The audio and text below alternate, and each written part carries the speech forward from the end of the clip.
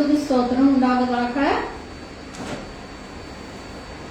சங்கீதம் 46:4. ஒரு நதி உண்டு, அது நீங்காத தேவனுடைய நகரத்தையும் உன்னதமான வாசப்படுகிற பரிசுத்த ஸ்தலத்தையும் சந்தோஷிக்கும். இந்த நதி பரலோகத்தில் ஓடுகிற நதியை குறித்து இங்கே சொல்லப்பட்டிருக்கிறது.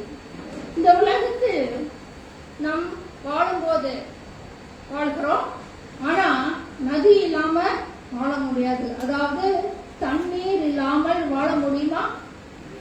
மனுஷன் வாழ முடியுமா? தண்ணீர் இல்லாமல் தண்ணி குடிக்காம வாழ முடியுமா? வாழ முடியாது. தண்ணி எங்கிருந்து வருது?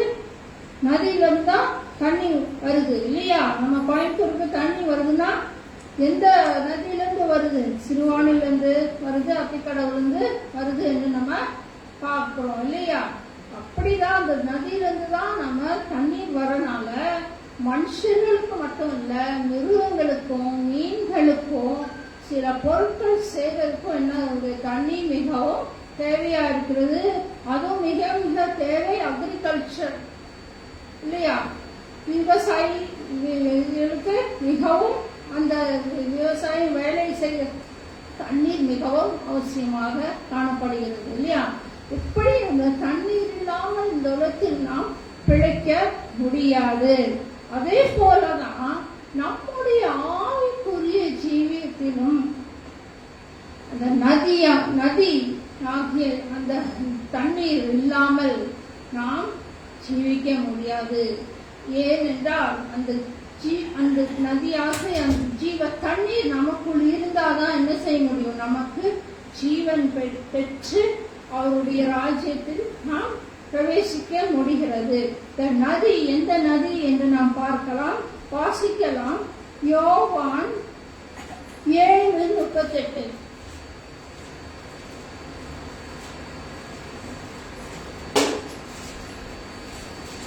வேத வாக்கியம் சொல்லுகிறபடி என்னிடத்தில் விசுவாசமாய் இருக்கிறவன் எவனோ அவன் உள்ளத்திலிருந்து ஜீவ தண்ணீருள்ள நதிகள் ஓடும் என்றார். என்னிடத்தில் விசுவாசிக்கிறவன் எவனோ அவன் உள்ளத்திலிருந்து என்ன ஓடுமா? ஜீவ தண்ணீர் ஓடுமா? எந்த ஜீவ தண்ணீர்? யாரோட ஜீவ தண்ணீர்? இயேசு கிறிஸ்து ஆவியானவருடைய ஜீவ தண்ணீர் தான் நம்ம இதயத்திலிருந்து ஓடுகிறது. அந்த தண்ணீர் ஓடும் போதுதான் என்ன செய்யும்? நமக்கு ஜீவனை கொடுக்கிறது. ஆவிக்குரிய ஜீவத்தில் நம்மளுடைய வாழ்க்கையில ஜீவன் கிடைத்து நாம் பிழைக்கிறோம் இல்லையா? ஆமே. இந்த ஜீவ தண்ணீர் கொடுக்கிற அந்த தண்ணீர் வந்து நமக்குள் இருக்கும் என்றால் பரலோக ராஜ்யத்தில் ஓடும் தண்ணீரை நாம் இந்த உலகத்திலே ருசிக்க முடியும். ஆமே. யாரெல்லாம் விசுவாசிக்கிறீங்க? ஆமே இல்லையா? அந்த ருசியை ருசிக்க வேண்டும் என்றால் நம்ம எப்படி ருசிக்க முடியும் இல்லையா? Oh, taste and see that the Lord is good. கர்த்தர் நல்லவர் என்று ருசித்து பாருங்கள். யாரும் ருசிச்சிருக்கா? எல்லாரும் ருசிச்சிருக்கீங்க இல்லையா? அந்த ருசி இருக்கும் போதுதான் என்ன பண்ண முடியும்? ஜீவ தண்ணீரை நாம் பெற்றுக்கொண்டு இருக்கிறோம் என்று நம்ம அறிந்து கொள்ளலாம். ஒரு சமயத்தில் ஒரு பல வருஷங்களுக்கு முன்பதாக கோத்தகிரியா குன்னூர் பக்கத்துல good shepherd international school principal வந்து அழைத்திருந்தாங்க. அவங்களுக்காக ஜெபம் பண்ண கூப்பிட்டுருந்தாங்க. அங்க கூப்பிடும் போது ஒரு கிளாஸ் தண்ணி கொடுத்தாங்க. இந்த கிளாஸ் தண்ணி குடிக்கும் போது இந்த தண்ணி அவ்வளவு டேஸ்டா இருந்துச்சு, ரொம்ப டேஸ்டா இருந்துச்சு. அந்த டேஸ்ட் வந்து நாக்குல இருக்கிற வரைக்கும் தான் அந்த டேஸ்ட். நாக்குல இருக்கிற வரைக்கும் தான் டேஸ்ட். குடிச்ச பிறகு டேஸ்ட் இருக்காது. இப்ப கூட அந்த டேஸ்ட் நம்ம அனுபவிக்க முடியுமா? அனுபவிக்க முடியாது. ஆனா ஆண்டவருடைய டேஸ்ட நம்ம ருசிக்க முடியும். இப்ப கூட நினைச்சா கூட அதை ருசிக்க முடியும். யாரும் ருசிக்கிறீங்க? நான் ருசிக்கிறேன். என்னோட வாழ்க்கையில நிறைய காரியங்கள் நடந்து நிறைய நான் ருசிச்சிருக்கேன். அந்த எப்படி நம்ம ருசிக்கிறோம்? எப்படி நம்ம ருசிக்க முடியுது? அற்புதங்கள் மூலமாக நம்ம ருசிக்க முடியுது இல்லையா? நம்ம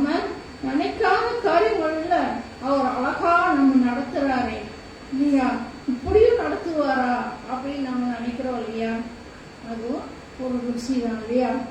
வேத வசனத்திலிருந்து படிக்கும் போது வசனம் நமக்கு கொடுக்கிறாரு தொடுகை, அது ருசிக்கிறீங்களா? அதுவும் ருசி தான். ஜெபிக்கும் போது அவர் நம்மோடு பேசுறாரே, அழகா அன்பா மெல்லிய சத்தத்தோடு பேசுறாரே, அதுவும் ஒரு ருசி தான் இல்லையா? ருசிக்கதான் நமக்கு என்ன கிடைக்கும்? ஆரோக்கியம் கிடைக்கும். நமக்குள் ஆரோக்கியம் வந்தாதான் மற்றவங்களை என்ன செய்ய முடியும்? ஆரோக்கியப்படுத்த முடியும். ஆமென், ஆமென், அல்லேலூயா. போகும் இடமெல்லாம் ஆரோக்கியமே, செய்யும் இடமெல்லாம் பரிசுத்தமே. போகும் இடமெல்லாம் ஆரோக்கியமே, பாயும் இடமெல்லாம் பரிசுத்தமே. சேரும் இடமெல்லாம் ஆறுதலே, சேரும் இடமெல்லாம் ஆறுதலே.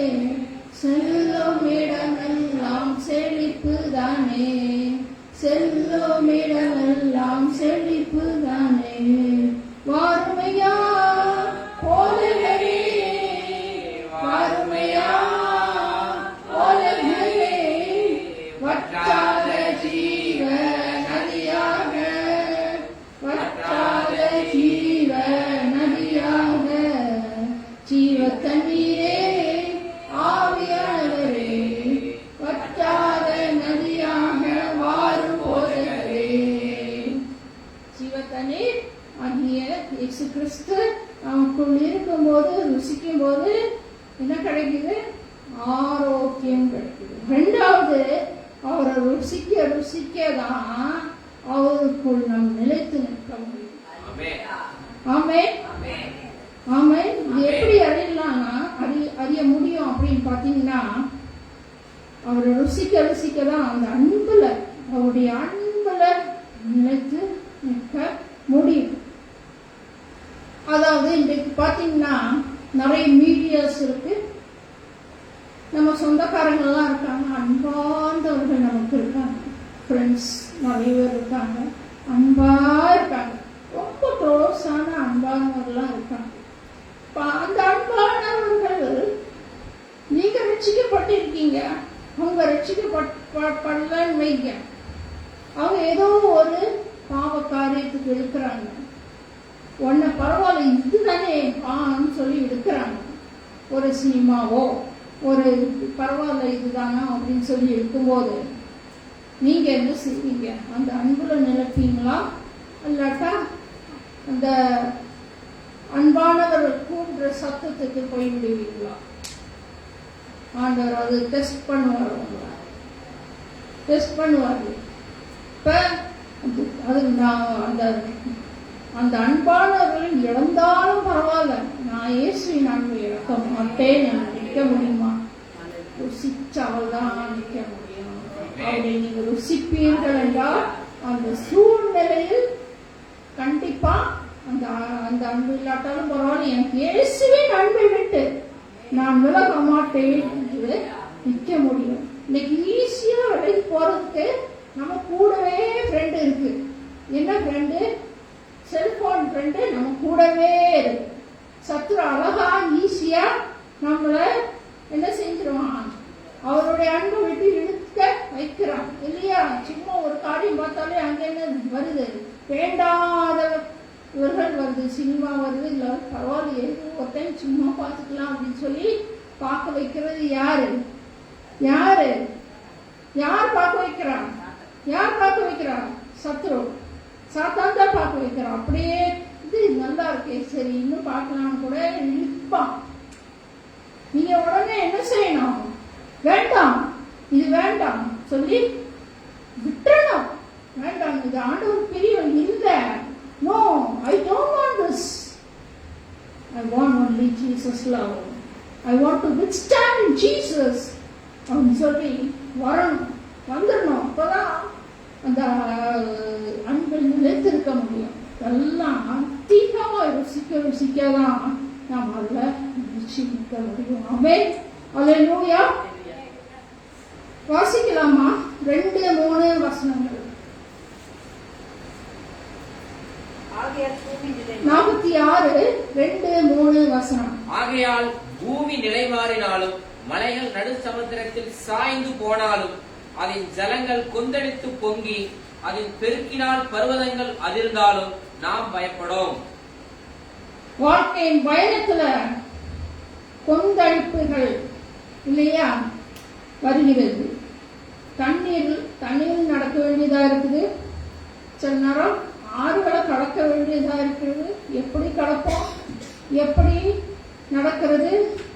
போட்ல யார் போறா? சீஷர்கள் போறாங்க. கூடவே யார் இருக்கா? இயேசு கிறிஸ்து அப்படி இருக்காரு. கொந்தளிக்குது. என்ன செய்யறது? தகைக்கிறாங்க, பயப்படுறாங்க, தகைக்கிறாங்க. என்ன செய்யறது? ஆனா ஆண்டவர் கைவிட்டாரா? கைவிடல, அமர்த்தினார் அந்த கொந்தளிப்பார் இல்லையா? மாதிரிதான் நம்முடைய வாழ்க்கையிலும் கொந்தளிக்கிற ஒரு சூழ்நிலை முடியாது. இஸ்ரேல் ஜனங்கள் செங்கடல் முன்னாடி நிக்கிறாங்க, பின்னாடி பார்வோன் சேனை வருது. இங்க செங்கடல், அங்கெல்லாம் மழை, எங்கும் போக முடியல இல்லையா?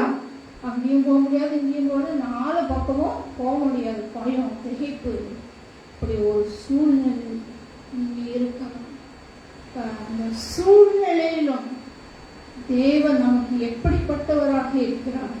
வாசிக்கலாம். 1வது வசனம் 46:1.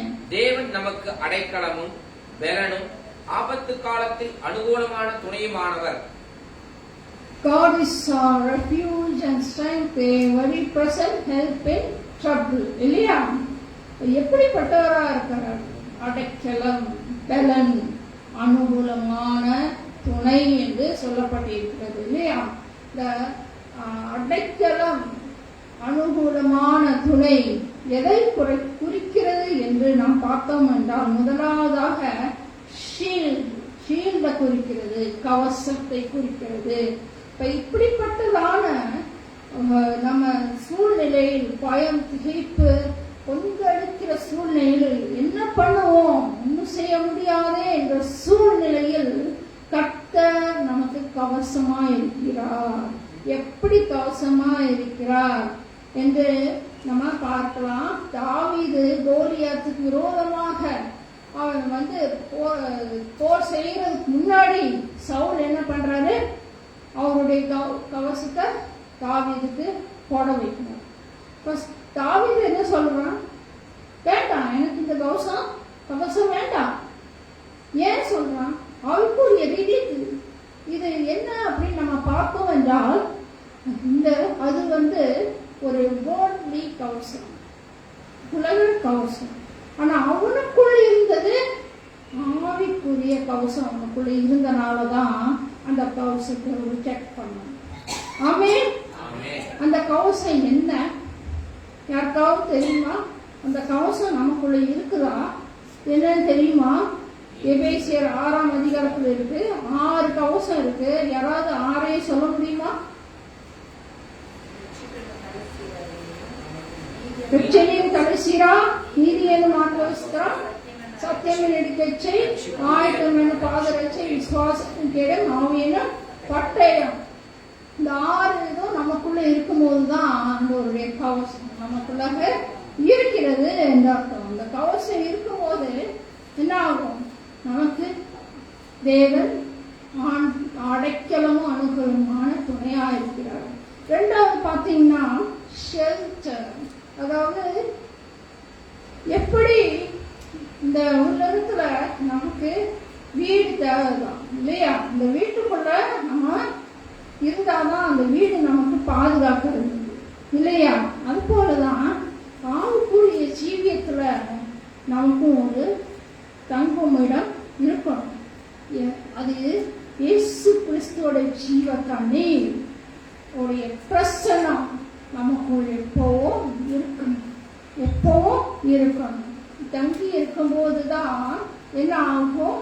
அந்த சூழ்நிலையில நாம் பதற்றம் அடையாதபடிக்கு இருக்க முடியும். அவருடைய பிரசனம், அவருடைய வார்த்தை, அவருடைய ஜெபம் எப்போதும் நமக்குள்ள இருக்கும் போதுதான், ஓடும் போதுதான் என்ன ஆகும், அவருடைய பிரசன்னத்தை நாம் உணர முடியும். ஹல்லேலூயா. பிரசன்னம் நமக்குள்ள இருக்கும் போது தேவன் நமக்கு அடைக்கலமா இருக்கிறார். மூன்றாவது காரியம் கோட்டை, a place of hope இல்லையா? அந்த கோட்டை கோட்டைக்குள்ள யாருப்பா? ராஜா இருப்பா. ராஜாவை ப்ரொடெக்ட் பண்ண யார் இருப்பா? சுற்றிலும் சோல்ஜர்ஸ் இருப்பாங்க இல்லையா? யாரும் உள்ள நுழையாதபடிக்கு அவங்க பாதுகாத்துக் கொள்வாங்க இல்லையா? அதே மாதிரிதான் ஆண்டவருடைய ஜீவ தண்ணீருக்குள் நாம் இருப்போம் என்றால், கோட்டைக்குள் இருப்போம் என்றால் நமக்காக தூதர்களை சுற்றி நம்மை பாதுகாக்கிற தேவனா இருக்கிறார். ஆமென். அடுத்த காரியம் பாத்தீங்கன்னா பெலன் என்று சொல்லப்பட்டிருக்கிறது. இந்த பெலன் எப்படிப்பட்ட பெலன் என்று நம்ம பார்ப்போம் என்றால் வாசிக்கலாம். 2 கொரிந்தியர் 10:4.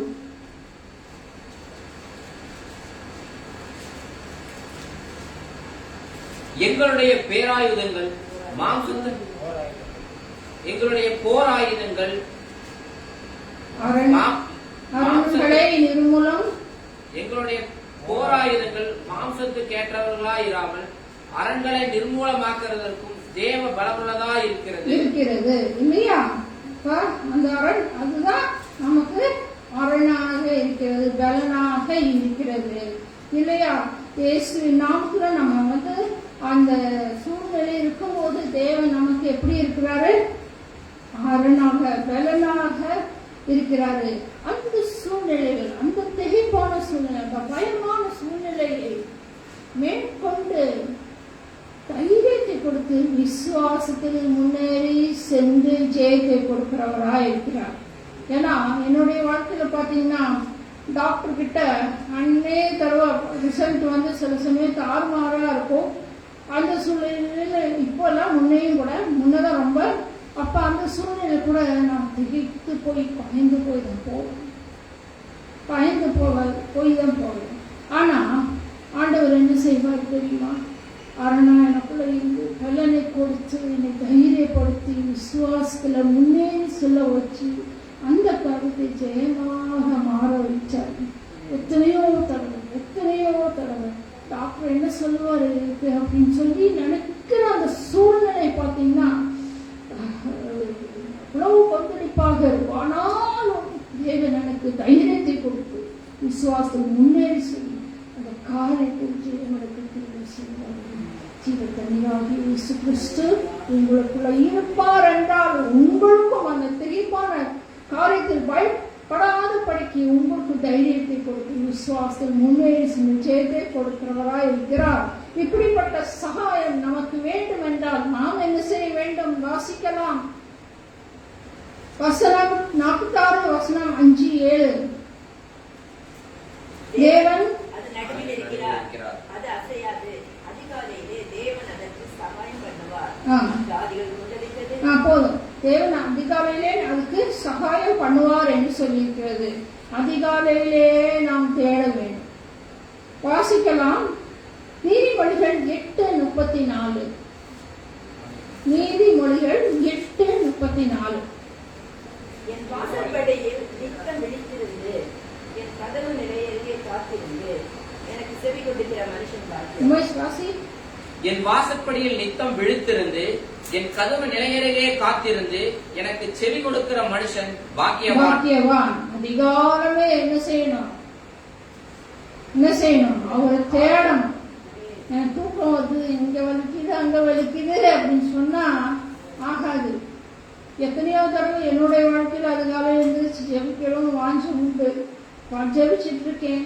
ஆனாலும் சில வேளை நான் எனக்கு முடியாமல் இருக்கிற சூழ்நிலையும் வேண்டாம், இதை மிஸ் பண்ணக்கூடாது, ஜெபம் பண்ணிதான் ஆகணும்னு சொல்லி ஜெபம் பண்ணலையா எங்க அம்மா விழுப்பேன், வாங்கம்மா ஜெபம் பண்ணு, கண்டிப்பா ஜெபம் பண்ணிடுவேன். அதனால அது மாதிரிதான் அதிகாலை ஜெபத்தை ஒரு போதும் நீங்க மிஸ் பண்ணக்கூடாது. ஆமென். அதிகாலத்துல ஜெபம் பண்ணும் போதுதான் நமக்கு நல்ல ஒரு ப்ரொடெக்ஷன், அந்த நாளுக்கு உரிய ப்ரொடெக்ஷன் நமக்கு கிடைக்குது. அந்த நாளுக்குரிய கைடன்ஸ் ஆண்டவர் நம்ம நடத்துறாரு. இந்த நாளுக்குரிய வழிகள் எல்லாம் நமக்கு சொல்லி கொடுக்கிறாரு. இந்த நாளுக்கு விரோதமான சத்துருக்கள் நம்மளை பாதுகாக்கிற தேவனாய் இருக்கிறார். எத்தனை அமே அல்லேலூயா. அதிகாலத்து ஜெபத்தை நீங்க மிஸ் பண்ணாதீங்க, ஒருபோதும் மிஸ் பண்ணாதீங்க. அதுதான் உங்களுக்கு ஜீவ தண்ணீர். ஆமென் அல்லேலூயா. இப்படிப்பட்ட கிருபைகளை தேவனுக்கு உங்களுக்கு தரும்படி தேவன் கிருபை செய்வாராக. ஆமென். God bless you.